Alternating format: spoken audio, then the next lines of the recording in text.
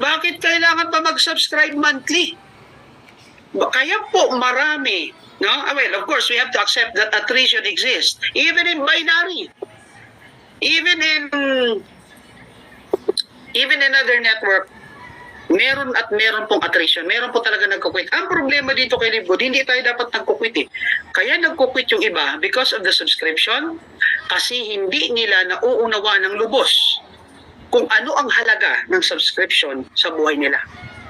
Guys, ang 600, sige, i-close na natin sa 600. Ang 600 na monthly subscription ay hindi po pahirap kung nauunawaan mo kung ano ang naghihintay sa iyo in the next coming years. Ang 600, tandaan mo, ay hindi pahirap. Bagkus, yan po ang susi mo para makawala sa kahirapan meron ka ngayon. But in order for you to do that, you have to understand deeply, unawain mo ng malalim kung para saan siya at bakit mo siya ginagawa. And from there, ma-appreciate mo. Alam niyo ako guys, kung ako lang, halimbawa, kumikita na someday, katulad ni Coach Fernan, siguro kahit 60,000 a month, magbabayad ako ng subscription. Kung kikita ako ng 6 digit, 7 digit a month, what is 70,000? What is 100,000? Nagets niyo po? Okay, parang ganito guys. Marami sa atin nasa abroad. Marami sa atin sumugal ng tinatawag na placement fee. 100,000, 200,000, may mga naririnig ako, kalahating milyon, pupuntang Canada, pupuntang UK. Bakit may mga tao na nangungutang, nagsasana ng lupa, nagbebenta na kung ano-ano para lang makapag-provide ng placement fee?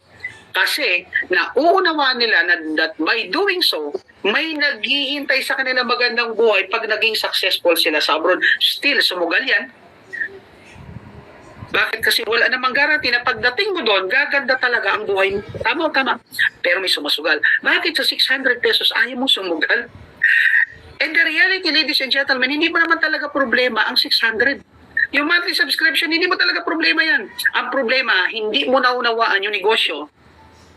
Kaya pinoproblema mo siya. Kasi kung totoo naunawaan mo negosyo, every time makapagpasali ka lang ng isa, solve na ang pang-2 buwan mong subscription. Makapagpasali ka ng 4, solve na ang annual subscription mo. Hindi mo po problema yan. O yan, sabi nga dito, 1 million show money para lang makapag-student visa for Australia, and yet there are people na sumusugal. Ano ang kapalit? Malayo sa pamilya mo. Oo, kikita ka. Pero malungkot ang buhay mo doon. I mean, may pros and cons. Hindi ko sinasabing lahat ay ganon. But the point is, sumusugal. Bakit tayo? Takot tayo sumugal sa isang bagay na alam mo, mabuti ang ibibigay sa in the next coming years.